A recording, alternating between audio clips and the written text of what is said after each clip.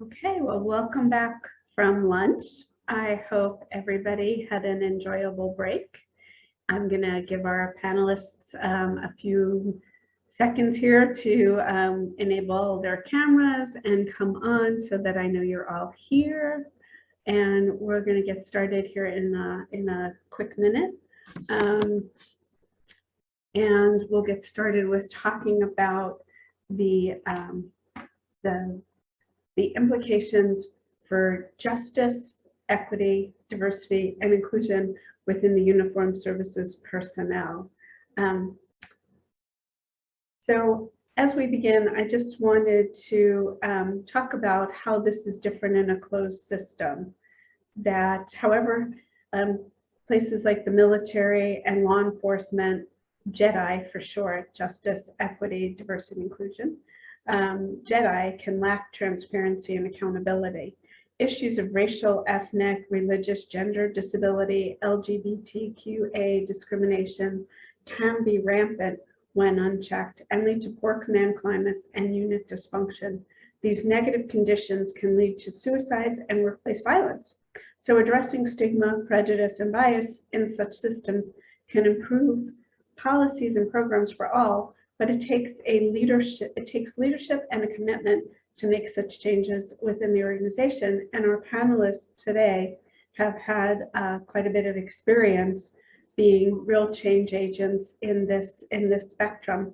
And we don't often always include discrimination and harassment whistleblowers. When we talk about whistleblowers, most of what we talk about is the fraud, waste, and abuse type cases and qui-tom cases, not necessarily the EEO cases. So I know that this is a little bit more of a difficult audience, and there are different types of challenges when we talk about raising diversity and inclusion issues in the workplace, especially with the military and uniformed services. So I'm gonna, first I wanna thank everybody though for being here, but especially since most of you are veterans, I think you're all veterans actually, to thank you for your service and for everything you do for our country and for us today. So thank you so much for being here. I don't see Kim on camera and I don't see Bobby on camera, but I'm gonna go ahead and get started. Kerry, you joined first, so I'm gonna let you introduce yourself first. Thank you, Jackie. Just real quick, I'm retired Coast Guard. I did 24 years and I'm here because of same as everyone else, where we saw something that needed to be addressed and we had to do it. So I kudos to everyone that stood up to the plate and took it for the team, because that's what we did. Thank you. John.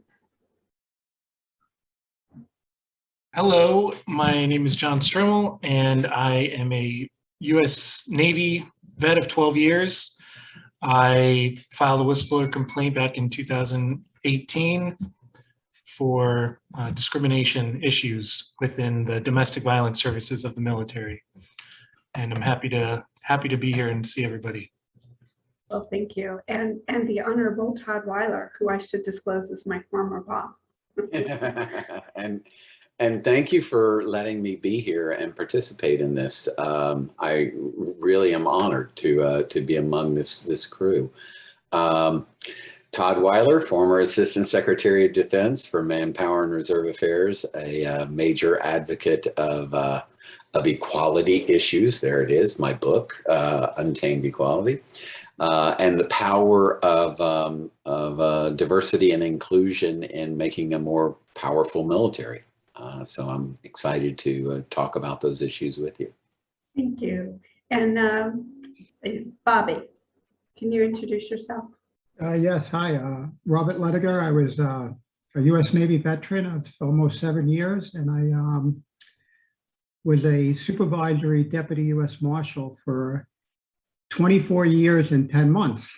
And I defended a gay female subordinate who was being sexually harassed, assaulted, and bullied by some other law enforcement, local law enforcement, and U.S. Marshals. And 70 days before I was about to retire, I was terminated for the catch-all, conduct unbecoming. So I have an active MSPB case and an active EEOC case for disparaging treatment, harassment, and retaliation, and probably some other things that my lawyers put in there that I don't really read up on. But thank you, Jackie, for everything and getting me involved in this. I really appreciate it. No, I'm glad you're here. You're the only law enforcement officer that we were able to get to join this panel. So that probably says something about the law enforcement community. I know there might be several watching though and listening, because this is as tough an issue for all of our law enforcement. We have what we call the Serpico circle of the whistleblowers, lamplighters, and truth tellers. So I know they're out there, and I know they're following this issue. We actually had Jane Turner was on yesterday, and she was an FBI whistleblower. So it's definitely a tough community. And I do believe, even though we can't see her, I believe we have Kim Young-McLear. Kim, are you out there? I am. Good afternoon. Hopefully my audio is coming through well. I'm feeling slightly under the weather, but I didn't want to miss this panel, and I'll try and get my camera turned on in just a moment. But first, I just want to acknowledge my fellow panelists, especially Kerry, I see you, both being in the Coast Guard. And I have been really fighting very vocally within the Coast Guard to make sure that we close loopholes with how EEO investigations are done and administrative investigations are done with respect to bullying, harassment, discrimination, retaliation, and also sexual assault. And my case was substantiated by the Homeland Security Inspector General's office in 2018.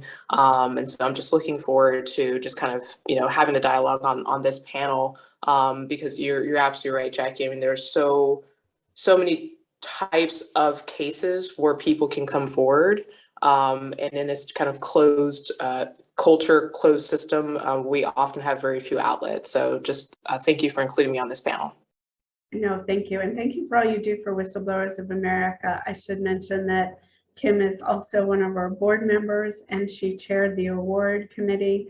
We gave out giraffe awards last night. I got my little giraffe pin on yesterday. And we're going to embrace the giraffe as the symbol of whistleblowers, because they stand tall and they stick their necks out. So I appreciate all of you who do that every day in a system where it's very hard to do that. So I was going to first ask Kerry and Kim to maybe talk about some of the gender issues that you deal with when we deal with discrimination in the military. Okay, I'll go first if you don't mind. So for my specific case, the gender issues, I was pursuing fertility treatments and they were not supported by the military. I put in an EEO complaint, and my fertility treatments were compared to getting a DUI for justification for lowering my marks. I was told stuff like if I was meant to have a family, I would have been issued in my C bag. I was told I should, look at adoption. I was told I was the only one who had this problem. And it turns out, my whole thing was that there's a lot of people that are having issues, but they don't necessarily feel safe coming forward. And when I told them, it's like, how many people are sexually assaulted and how many people come forward? How many people do you see posting on Facebook they've had miscarriages? Just because it's not talked about doesn't mean it's not happening. It just means people don't feel safe talking about it. And since I've come forward and been more vocal, there have been more people that have stated, hey, I'm having infertility issues. I'm having, just female problems in general that the medical community is not addressing. So that felt good, at least as far as getting something out there that has always been out there. Women have been part of the military for years now, and it's kind of silly that we're just now looking at this as a possible problem or a possible issue. And I was able to get policy change due to a white paper I wrote, and I talked to Congress. But somehow my evaluations and everything else took a tank. And long story short, I ended up having to do a DHS OIG complaint, and they sat on it for 4.5 years-ish before I ended up having to get the oversight committee involved, which was great.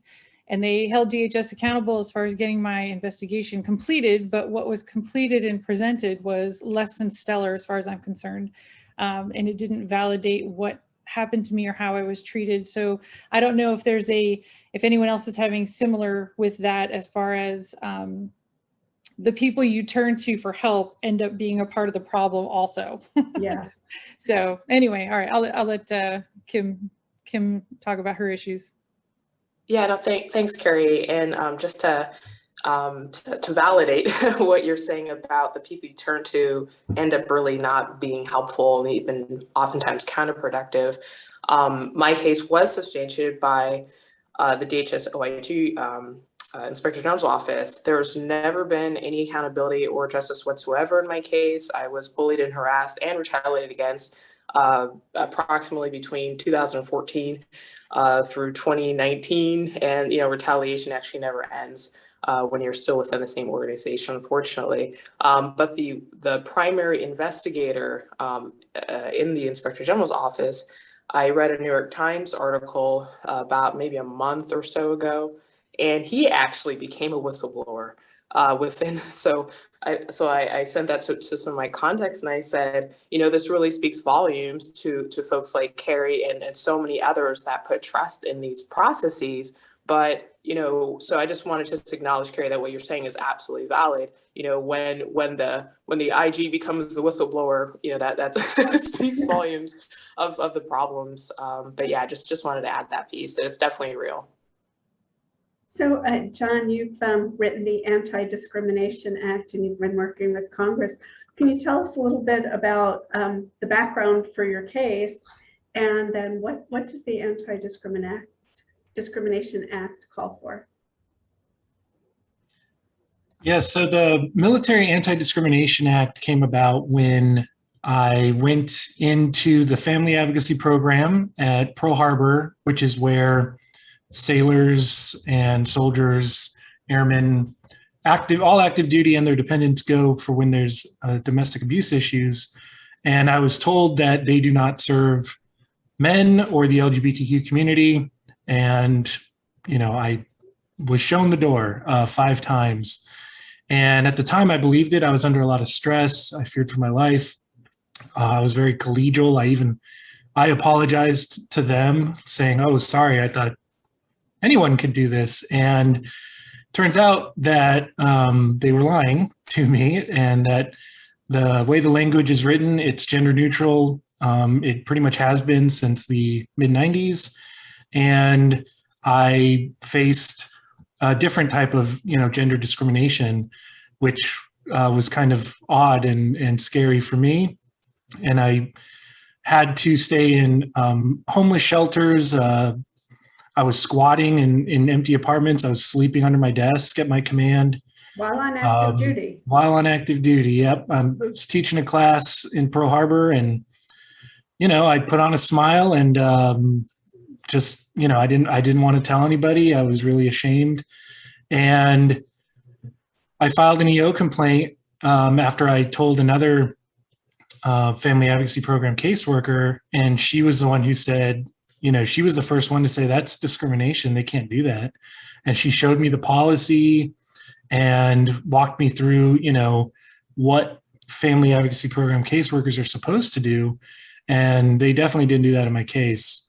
And after I filed the EO complaint, I definitely felt the retaliation, because 2 weeks after I filed the complaint, they, they said that I was guilty of abusing my son, which, it took them 311 days to issue an apology saying I was not guilty, I was never investigated, nor was I ever even accused, and that it was an administrative error on their part. Just oopsie doopsie. We accidentally said you abused your child. So I didn't buy it for a minute.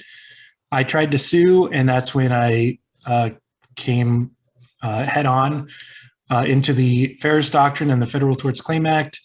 And I was speaking to the Department of Justice, and they said, you can't sue because you're in the military. And the guy actually said to me on the phone, we reserve the right to discriminate against members of the armed forces.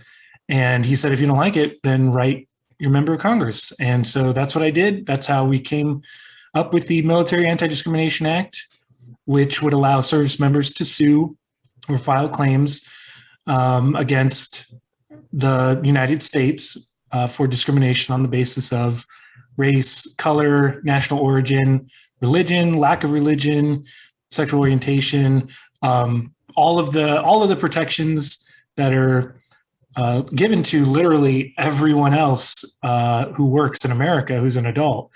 They can sue their employer, but the military can't. So the Ferris Doctrine has already been chipped away at pretty big with the 2019 Richard Stayskull Act, which allows for medical malpractice lawsuits. And we're very, very close to getting the Vanessa Guillen Act passed so that it can take sexual harassment and sexual assault out of the chain of command and allow cases to be brought. And then I feel like it's about that time for discrimination and hate crimes to follow suit as well, to allow service members to protect themselves. And so that's where that came about. I'm currently a policy analyst for the Minority Veterans of America, and I help testify before Congress on different veterans issues. This particular one is an active duty issue that I feel really strongly about, but I was able to get their attention, and I've been working on also helping minorities with minority veterans with their issues as well. Right. No, and I appreciate that. The Ferris Doctrine has been one of those things that for a very long time has kept a lot of veteran active duty from accessing justice. And I'm very proud of Natalie Quam, who's on our board, who has Richard Stengel was her client, and she brought a lot of that to the attention of Congress. Jackie Spear held a bunch of hearings with the Armed Services Committee. I got to attend some of those hearings, and I am really excited to see where we're going to go in the way forward on this. I think Natalie's going to spend most of her time now in the future looking at military discrimination type of cases and the Ferris Doctrine cases. So I think we are seeing a sea change in that regard. So I appreciate your efforts, and anything we can do as WOA, we've signed on. So I'm going to ask Bobby to talk a little bit about, let's switch gears for a minute and talk a little bit about law enforcement and what that has been like, and what are the better practices that you think the police departments, law enforcement in general, could do to expand their diversity and inclusion and to make things, what you did was so honorable and applaudable. You didn't make your complaint for you. You made your complaint because you saw how somebody else was treated. And oh my gosh, I think most whistleblowers would love to have somebody like you in their corner. But how can we do better at this? It's so strange, but my case is it's federal. I was a federal marshal. Yes. So there's no union. So like the NYPD has the biggest union in the world. So they're protected and defended by lawyers that are part of the union. So they get the real laws and facts and policies out there and understood. Someone like me, I had to go out and hire a private attorney, which my attorneys are great. My lawyer was a U.S. attorney at one point, and he was even a local district attorney. But the problem with, with the government is unaccountable bureaucrats. They're all, they're in elected positions. They, like for my own agency, they move up by staying in the same position. Certain people go to headquarters and they just jump from section to section and they rise up through the ranks, and they don't work with anybody out in the field. So they don't know what's going on out there. And policy changes. Somebody needs to mute their mic. No, I'm sorry, that was my wife. She's not feeling well. But for someone like me and the young lady I defended, it was all true, and my own agency disregarded their own policies that they put forth. So like one of the things was about when a person comes forward and saying that they were bullied or sexually harassed or even assaulted. I mean, that's a crime, right? It's just the assault is a crime in itself when another person hits somebody. They, the headquarters personnel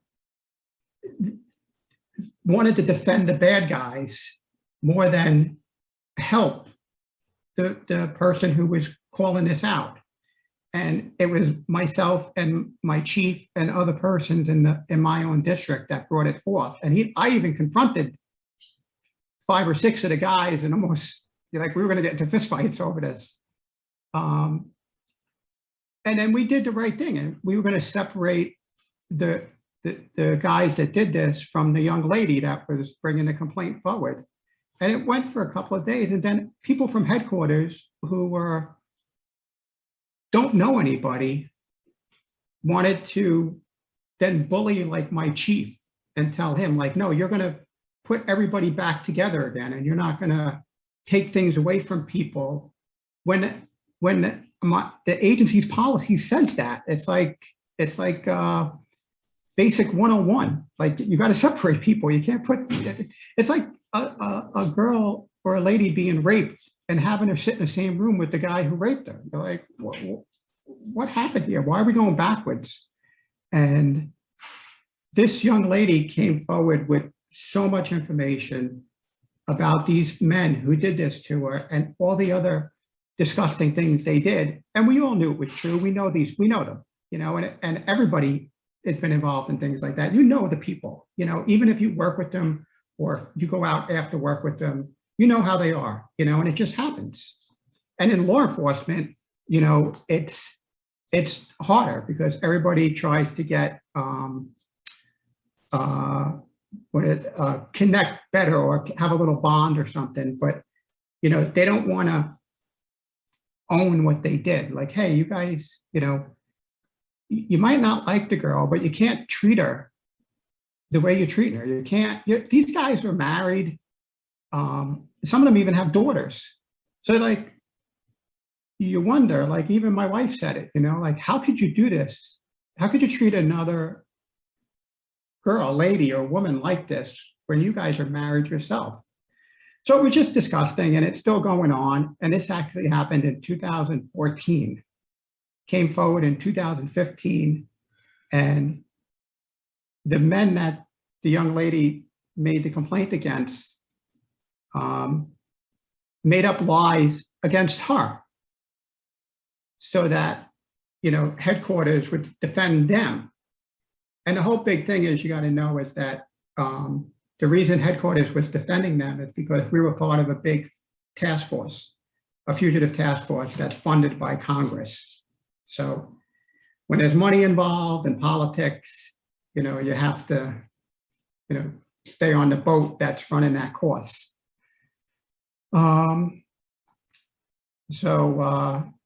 So now that young lady that I defended is now defending me.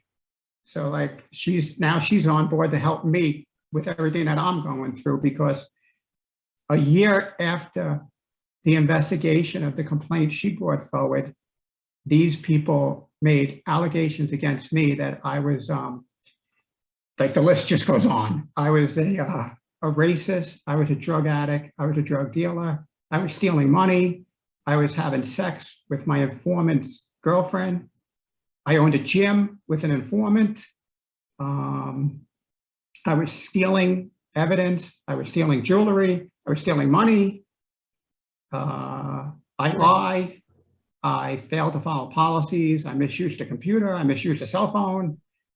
Right. No, I know. I mean, it's Sorry. when you're catching the brunt of this and you're trying to fight back, it's really hard to figure out the right door. And I think that something you've all touched on is the governing policy. So I'm gonna toss this over to Todd Weiler, because he's the owner of many of these, or he was the owner of many of these policies, and worked really hard inside the Pentagon to change some policies. So in looking at some of the policies, where do you think we've done things right, and where do you think we still need to go? And you wrote a book, so you might want to tell us if that answer is in your book. Some of it is. I think, well, we've made some progress of late within the last few months. At least we're talking it. To kind of get back to the stories that are being relayed here, and particularly what John talked about. It's my view that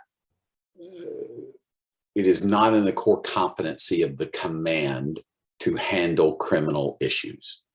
And there's a lot of reasons that I believe that. I'm all, in addition to having been a senior political appointee, I've also been in the military.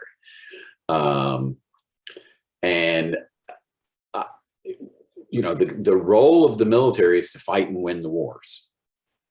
And so as Bob was talking about the command structure, I don't agree with what they're doing, but I understand it. I understand why they're doing it, because at the command level, they're looking at, I got to hold this unit together. Yeah, this guy did some bad things, but he's critical to the functioning of this unit.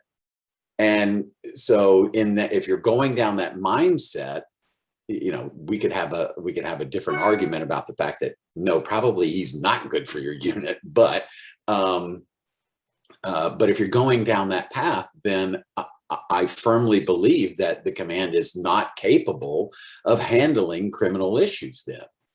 And it needs to be taken out of the command structure and handed over to law enforcement. Firmly believe that. The president, you know, is talking about that. We're moving in that direction with regards to sexual assault. But I think it needs to go further than that. I also think that it's very critical, as I'm hearing everyone speak here, and I love the comment that June made here. You know, not showing simple human dignity for others. It's just, yeah, so true. I think it's incumbent upon every command, every senior office at the Pentagon, like we did, Jackie, to have an open ear, to have a way for people to get to you, to communicate to you. You know, being told, go talk to your congressman. Well, that's just a bunch of BS. I mean, first of all, unless you've been donating a lot, your congressman's probably not going to be listening to you, but maybe in some cases. But one of the things that we did, we had an open line. And when it came to transgender children, for example, we had a Facebook page. I made it a policy that we would listen to people that posted to us, that wanted to communicate with us. And we started getting an inflow of complaints from military families who had transgender children that were being discriminated against in our own school system and DOD. And I mean, it was like, really? Could this actually be happening given what we did over at Department of Education under the Obama administration? So I was quite shocked. But we were to the point that we had several kids that had attempted to commit suicide. It was so bad. So in a very quick fashion, we created a policy that got rid of the discrimination and ensured that it would be implemented across not only in the schools, but in the recreation facilities as well. And I think that's the kind of action and response that appointed leaders and even offices within the commands that's what their job is, and they've got to step up and they've got to do it. So yes, it's policy, but it's also about just being good people and doing what you've been put in these roles to do, which is to take care of our service members and families. So I think it's, sometimes it's just a common sense sort of thing, but I think it's critical, not only in the policy, but in the way that we enforce it and the way that we approach people. So I see Kerry has her hand up. I'm going to let her respond. Todd, I just want to add on to that with the policy portion of it. And this is also what Kim touched on. The lack of accountability is is, I think, the biggest problem, because they say, well, we need to change the policy. Medical weight abeyance is thyroid, steroid, and PCOS. I have 2 of the 3 reasons currently in policy for granting me that, and it was still denied. And I have no reason why. The policy says it, I requested it, I meet the standards for it, and it wasn't, and there's, DHS was like, oh, well, like the Coast Guard didn't give you a response back.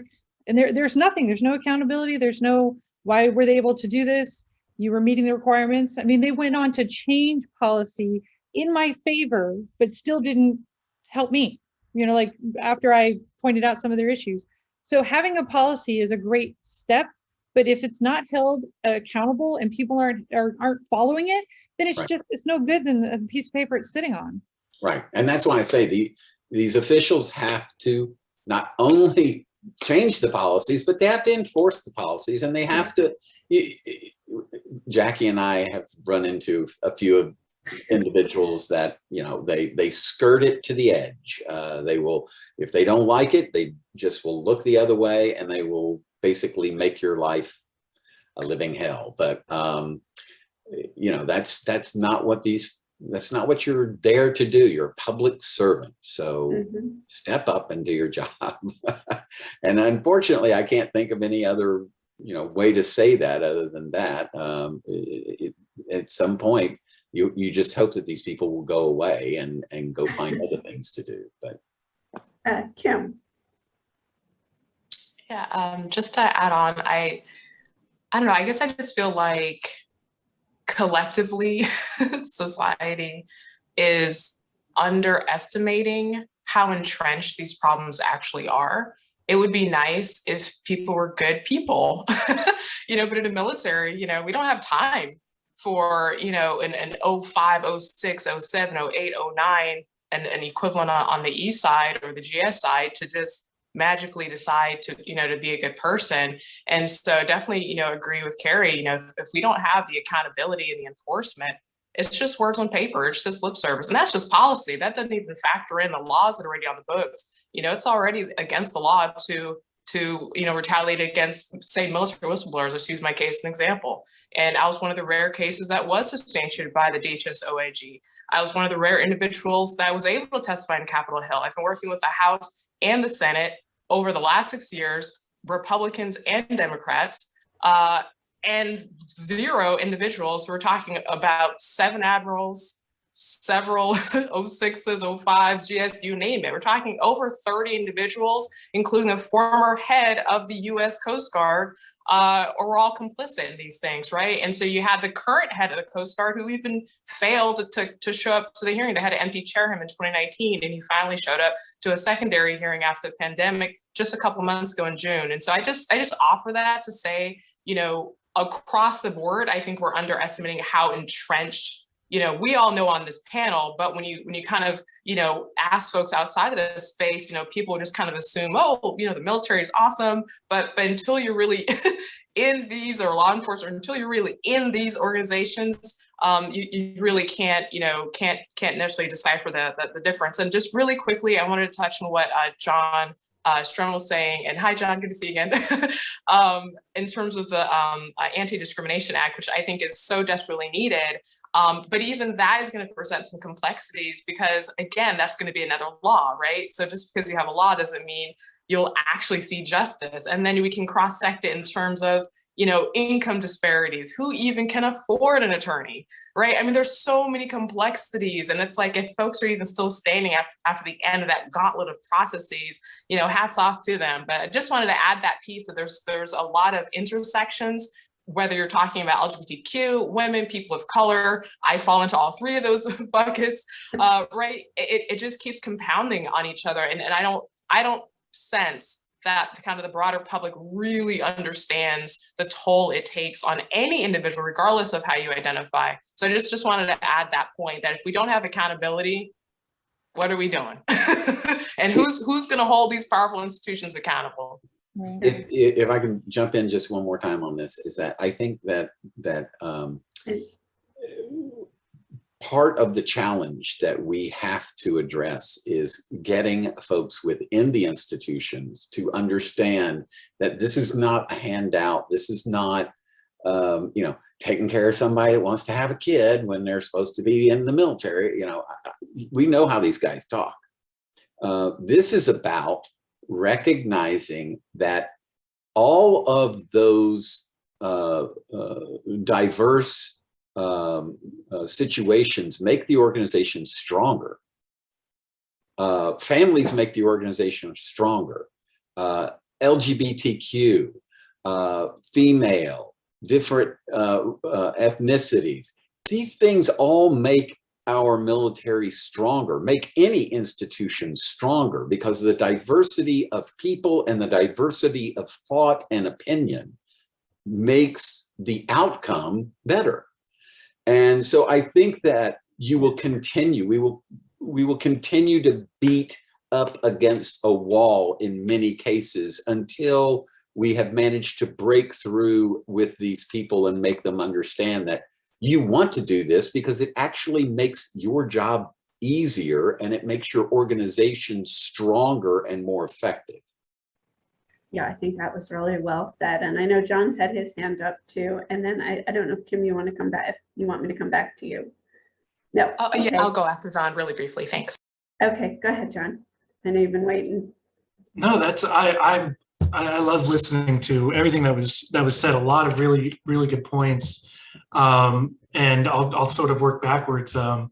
What Todd was saying about oh gosh, now I totally forgot what it was. I'll go to Kim. What Kim was saying first Okay, about how hard it will be to sue. How many, like, if you are able to bring forth a lawsuit, it'll still be extremely difficult. It is a Sisyphean effort. If you look at, like, I was pulling up some EEOC numbers just the other day, and we were seeing that about 1.4% of cases, of discrimination cases, are found in favor of the person bringing it on the merits. So 1.4%, and then about 8% settle before going to legislation. But like Kim was saying, it's a long process. Can you imagine how many E1s, E2s, E3s could afford an attorney to go through mediation and arbitration? You have to convince a judge to even allow it to come in. 82% of cases are dismissed before even getting into court. And so, you know, I do hear a lot of, like, sky is falling kind of fear mongering when we say, this is what I was gonna comment on what Todd was saying, how there's the more diverse we are. I think it was Mad Dog Mattis, James Mattis, who said, the more diverse we are, the more deadly we are. And as a military, like, we are, if we are all the same and we think the same, we become predictable. Predictability means that, you know, we can be outsmarted and hurt. So I think it is in everyone's best interest to embrace diversity and create a workspace and a command where everyone can be themselves, and it gives them that space to give these great ideas. And so it is, and so it's not going to solve everything, right? Just like what Kim and Kerry were saying, is that there's no accountability. And so what we're hoping with with this law is the current EO complaint process. It's really messed up. Like Kim was saying, it'd be like a national scandal if people actually knew how bad it really was. I totally agree with that. What this could do is have people say, at least give them the chance, right, to say, time out, this is taking too long. I have an 01 with no investigative background doing the investigation into this, which was what happened in my case. It's a 60-day process. I'm on day 991 on mine. And, you know, like you say, hey, the policy says it's only supposed to take 60 days. And I said, yeah, well, it's not. And then they just kind of shrug and, right. And they should. And it's like, well, yeah, but what I find interesting though about that is the government can violate those policies 8 ways from Sunday and get extensions and be forgiven missing deadlines. But the other way around, if they tell you you have 30 days and at the 11th hour of that 30th day, you don't do what they asked you to do, they close your case.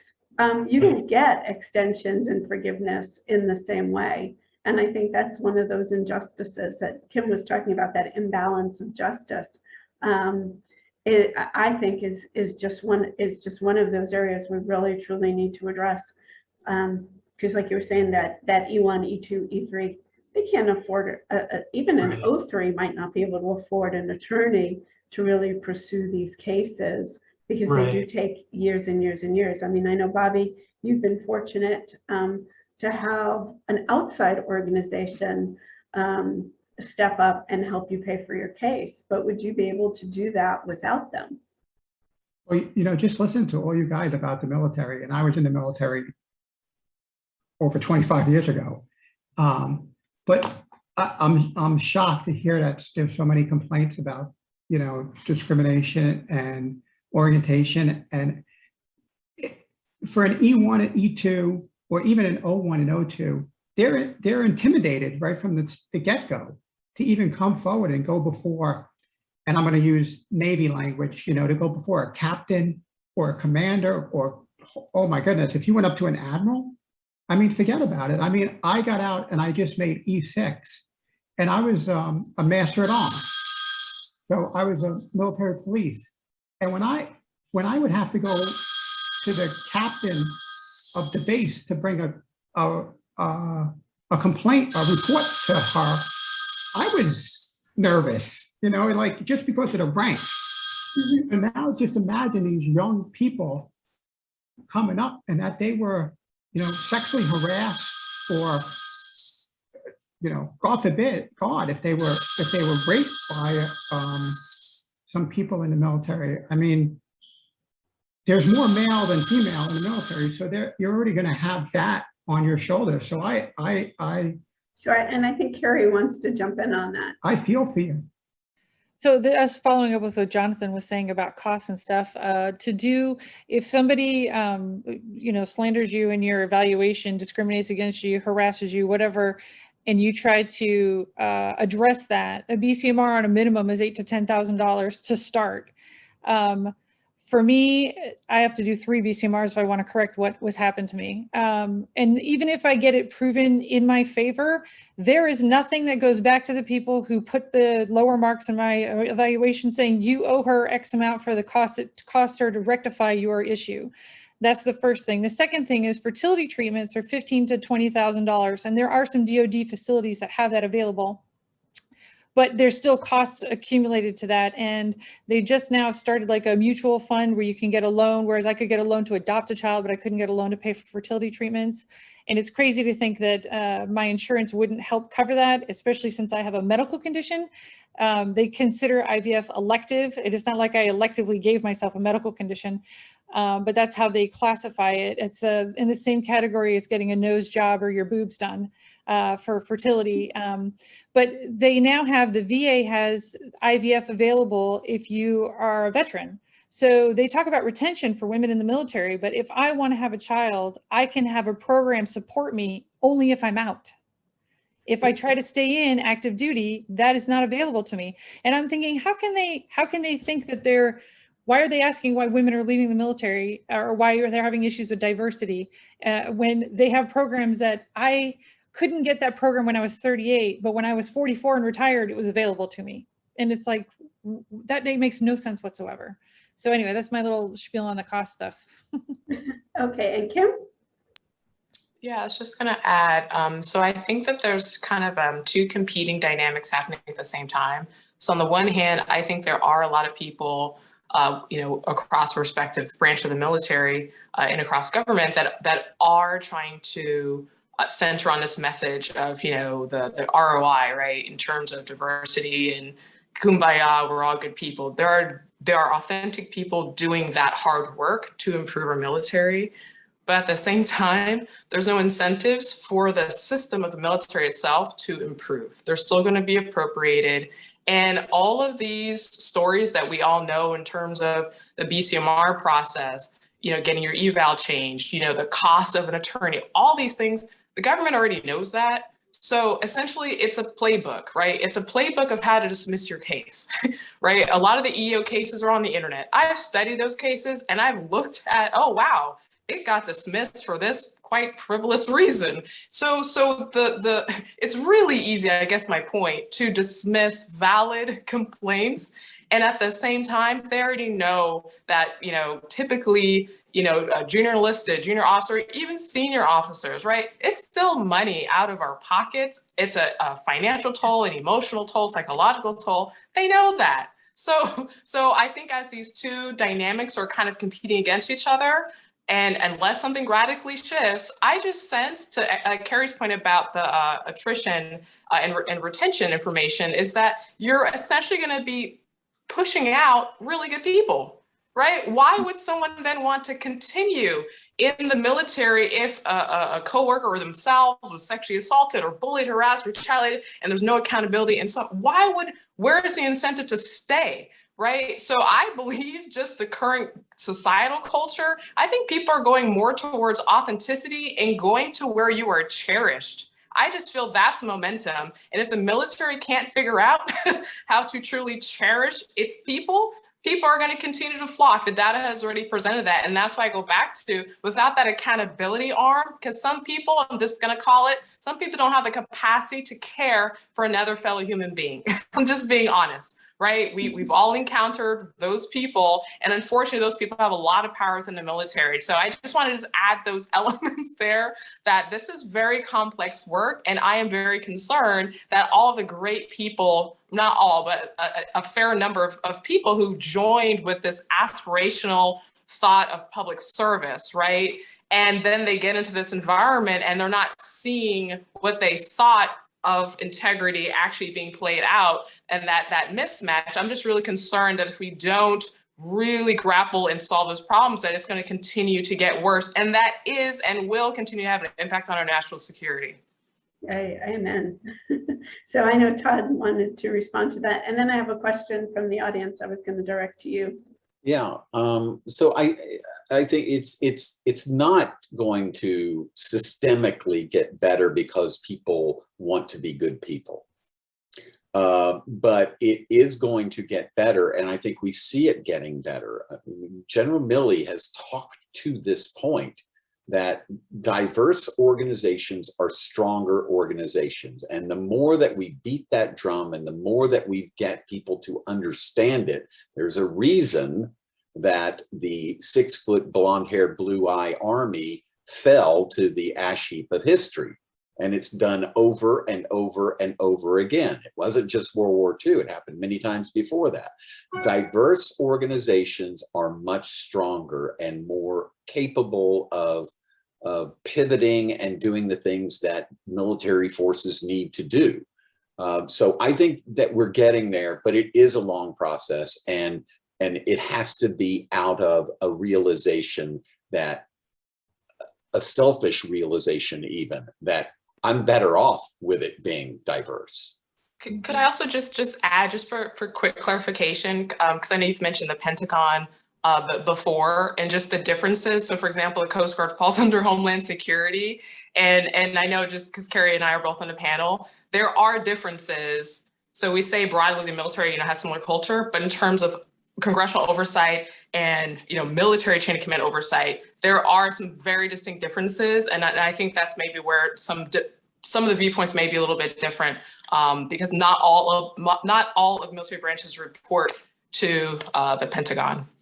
Yeah, and I made this about the uniformed services because I consider law enforcement, even if you're a detective in plain clothes, you're part of a uniformed services. And so that's why we have Federal Air Marshal, Coast Guard, and military all together here today, because this, I think, is a pervasive government problem. The other question that we had gotten through the Q&A was about training and ethics training. And I know the Pentagon does diversity inclusion training. Todd used to oversee I think the DOME at one point. It bounced around quite a bit. But let's talk a little bit about the training. Is there a role for training in the federal government to address the JEDI issues and improve diversity and inclusion? So I was gonna let Todd start, and then I see Kerry and Kim are back. Sure. Yeah, I absolutely believe the answer is yes, a profound yes. And I talk about this in my book. I've talked about it when I was the assistant secretary. There are times when the military or DHS or any of the federal government agencies can lead the nation. And there are times when we need to take a lesson from our commercial partners. And commercial industry is well ahead on many of these points. And we need to, particularly when it comes to the power of diversity, not all commercial industry, but there are elements out there that are far ahead of where we are.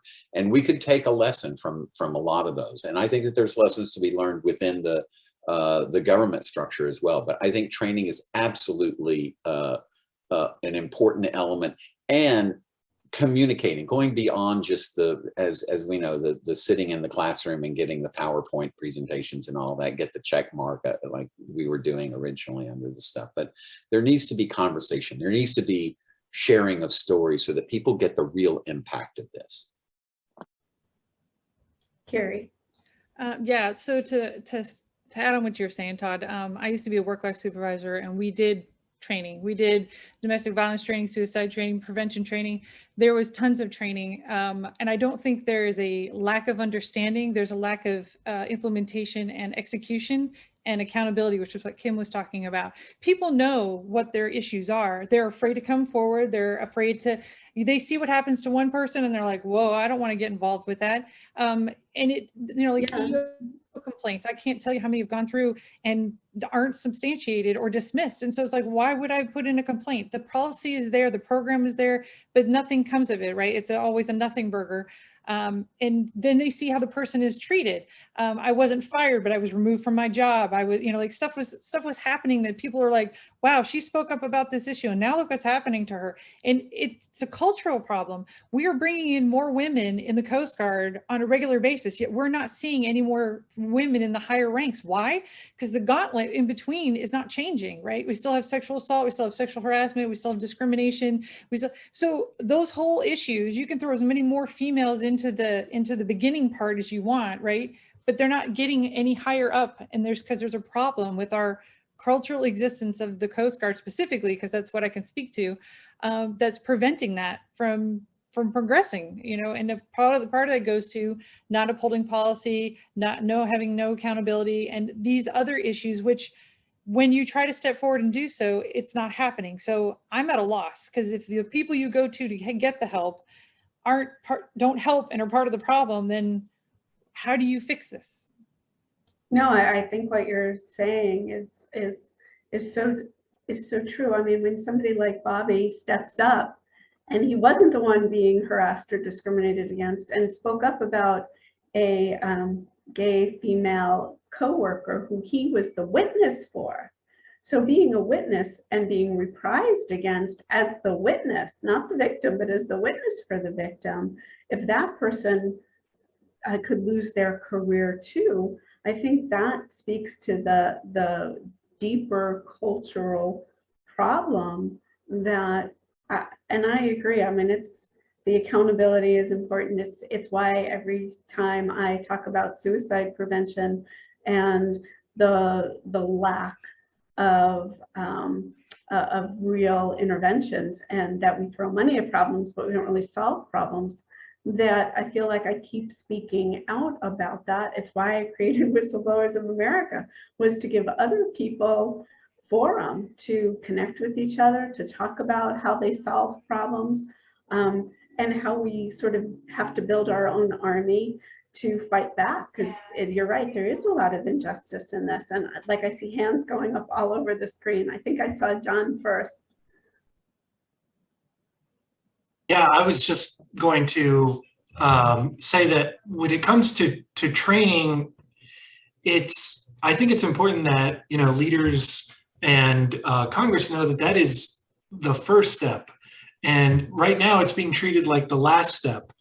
if you come forward with a complaint, they'll say, but we trained them not to do that. And they sort of think, that's it, we've done our job, right? And it's that lack of, well, no, they did do it. They still discriminated. There still was a rape. There still was sexual assault. And there's no accountability. And I think failing to say, no matter how good the training is, no matter how often we do it, it's going to happen. And we need to have a system in place where the victim feels like they can get their problem solved. Right now, the current process, it's just not up to snuff. And that's why, in a way to it, not trusting the military to be altruistic and say, look, I'm going to go get an attorney. Again, hopefully people can afford it. Another thing I was going to say that is hopefully attorneys, if it does become law, will start to take, cases of discrimination in the military on a contingency basis. Usually it's about a 25% is what it is for torts under the Federal Tort Claims Act. So hopefully, we'll need follow-on actions. But to answer the question about training, I honestly kind of roll my eyes anytime something big, dramatic, awful happens, and they say, we're going to do a study. And then 3 months later, you see a little, article on page 5 that says, yeah, we think there should be more training. And they're kind of like, okay, that's it. Yeah, so it's training's one of those things where, it'd be weird if we didn't have it. So we should have it, but that is like step one. And hey, how do we implement it? How do we hold it accountable? Right. No, I agree. And so one of the things I love about the peer support is that, to me, it's everyday training. So training it's the book and mortar where you learn something, but those skills need to be an everyday. And you sort of need the mentoring and the shepherding that goes with addressing these kinds of issues, whether it is, and I think there's this, we at the Pentagon, I remember someone's called them the portfolio of problems, suicide, sexual harassment, bullying, hazing, substance abuse. They all are part of what I think of as that slippery slope. And if you don't address those snowflakes, then you get hit by the snowballs or you get buried by the avalanche that are things like suicide. And if we don't get to the top of that mountain and start to catch these things as snowflakes and address these issues as they happen, I don't think we get to the transparency and the accountability that Kim is talking to. So I think that these conversations and bringing these things into the open, but really having an active audience, active participants. I'm sorry for what happened for Bobby, but I think Bobby did exactly what we all should be doing.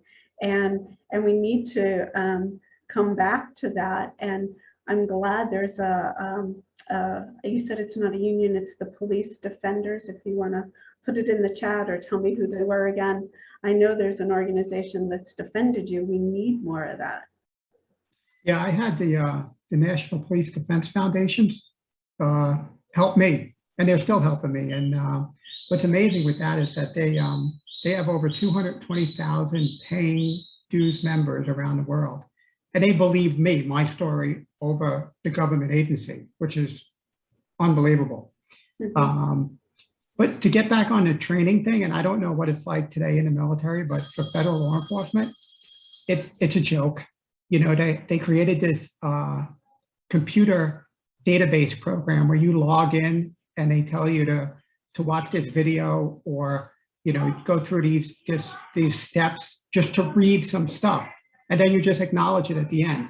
There's no Q&A, there's no classroom instruction, there's no person talking to you and explaining in detail. Because come on, nobody in law enforcement is a scholar or a lawyer, or anything like that where you master what you're reading. And there's so much they throw at you to do, and it's overwhelming. And then it's like to cover your ass. You know, the lawyers are like, well, you acknowledged in the computer, you read the policy. Okay, there's 392 policies. You know, I can't memorize them all, and I don't Right. look at them all every day. And that's what they do to all of us when you're out there working. So it's hard, it's difficult, and you can't, you know, stand behind that. You know, you're going to get caught up. And then to go back with like the congressional and our leaders, I mean, come on.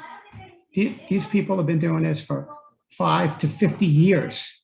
I mean, I can't tell you how many templated letters I got that, you know, from a congressman or congresswoman or a senator, that they contacted the government agency and like, oh yeah, we're doing an investigation, but we can't talk about it right now. But there was no follow-up. But they covered themselves by doing the minimum, and it's a templated letter. So, Right, yes. Now, Kerry, I think you've been waiting to say something too. Yeah, well, it's going back to the training and stuff. When we would do suicide training, I would get huge kickback from the commands operationally saying they didn't have time for it, right? And I was like, you're going to spend time with me regardless. Either we're going to do the hour training for your unit and we're going to bring the awareness up, or you're going to have an incident happen and we're going to spend 8 weeks in a safety stand down. So the Coast Guard has their own prevention and response. And I feel like we put more effort into the response. And if we put more effort into the prevention, we would have less responses.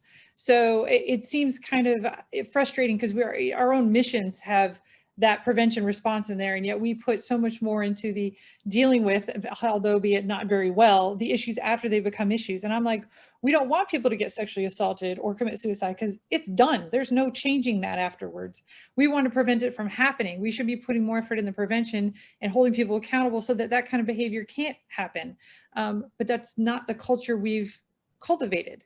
Right? It's a culture of the mission comes, we're going to do whatever, and whatever fallout happens, well, that's the cost of doing business. And these people are just fodder, and that's not fair. I dedicated my life to the military and to the Coast Guard and to our nation, and I don't feel valued at the end of this. And nobody should be left feeling like that. Yeah, sister, I hear you. I felt like I had dedicated my whole life to mental health in the military, combat veterans in particular, mental health, suicide prevention, post-traumatic stress disorder, and felt very pushed out because I had the audacity to say that that was contracting conflicts of interest. And because I objected to misspending, or what I felt was an attempt to misspend the money as opposed to having the proper interventions, my career unraveled, and here we are, because I had to find ways to rebuild that. And as we used to say in the Army, embrace the suck. And so here we get lemonade, we get lemons, we make lemonade. And I'm amazed at this little organization, Whistleblowers and Mayor, something I founded in 2017, thinking it was going to be like a lean-in circle. Me and like 5 people were going to go get coffee. We are now over 700 people who have reached out to this organization. We have online groups that are, I've noticed 177 people are following us on LinkedIn. 1,300 people follow me. I'm like, I don't even know half of them. And yet they're following me because they see and hear my message and it's resonating. And I think to a great extent, that's where we have to take this. We have to keep demanding accountability for these issues, that if we go quietly into that good night, we don't achieve the change that we desire. So I was going to ask Todd just one more question, and I know I'm a little bit over for a break, but I did want to give everybody a chance to talk about the way forward and how do we make this change and how do we get to that point of accountability. Yeah, I think mission first, people always. That was what we said in the Army. So, and that's true in any organization. So we have to reiterate the people always part of that. And that starts from the very top. You have to put people in the roles that handle this stuff that are professional and are willing to take the hard steps. And then when they do, you have to protect them, like in Bobby's case. So that's one thing. And the second thing is, yeah, it's rose-colored glasses sometimes, some of the things that I say. But if you don't wear your rose-colored glasses, it can get pretty dark. So just keep the faith and keep it moving forward. And thanks for having me on here. No, it's good to see you again. Me too. Sir.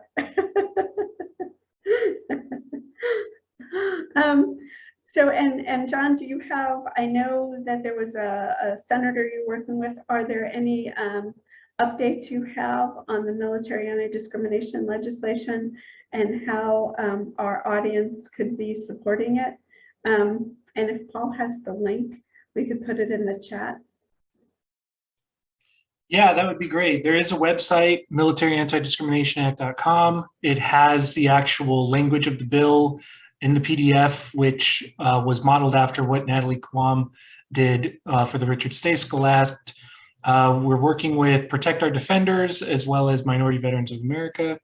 And we have been reaching out to members of Congress, and so far they really like it. They've been very busy with the NDAA the last few weeks and Afghanistan, everything that's going on there. But I really think that we're at a point where we need to do this, start putting power back into the victims. And I hope that we can get a member in the House to sponsor it really soon. We do have like Jackie Spear and a few others who have shown a lot of interest. Jackie Spear there's a great video from 2019 where she just mopped the floor with the Family Advocacy Program Director and just really laid into them about how discriminatory and ineffective they are for helping women. And there was also a CBS special that just aired the last 2 nights by Nora O'Donnell. I encourage people to check that out. It's all about domestic violence in the military and the lack of any accountability. And again, no punishment for not punishing those who are guilty within the military. So I'll leave with this, that we can't trust the military to police itself. The more power we can put into victims' hands, the better. Thank you everybody for having me. It was really great listening to everybody. And yes, please, if you can support the Military Anti-Discrimination Act, I'd really appreciate it. Thanks.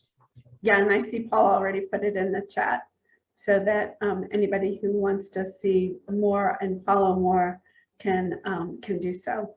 So I appreciate that. Unless anybody else has a last thought or comment, I think what John said was really a good way to help us maybe drive this conversation forward. I know these are difficult topics, and hopefully we can be the change agents that we need to be and good stewards of what the government does. So thank you all for participating in this panel.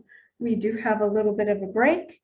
Come back at 2:30 and I will be interviewed by Christian Green about the Workplace Promise campaign and talk about exactly what is the Workplace Promise, what this whole concept is all about, and then what are some of the things we're looking forward to for 2022. And I'll recap some of the activities that we have taken and things that we're planning to take. And certainly during the break, as we've been doing, we've left this open for dialogue. You can certainly put any thoughts, ideas, suggestions into the chat, but feel free to stay on. And I think Paul is moderating this open session. So thank you all. Thank you all for being here. I so appreciate having this community and all the work that you all are doing every single day in all your parts of the world. So thank you. And thank you to all the international people. I've seen them in the chat as well.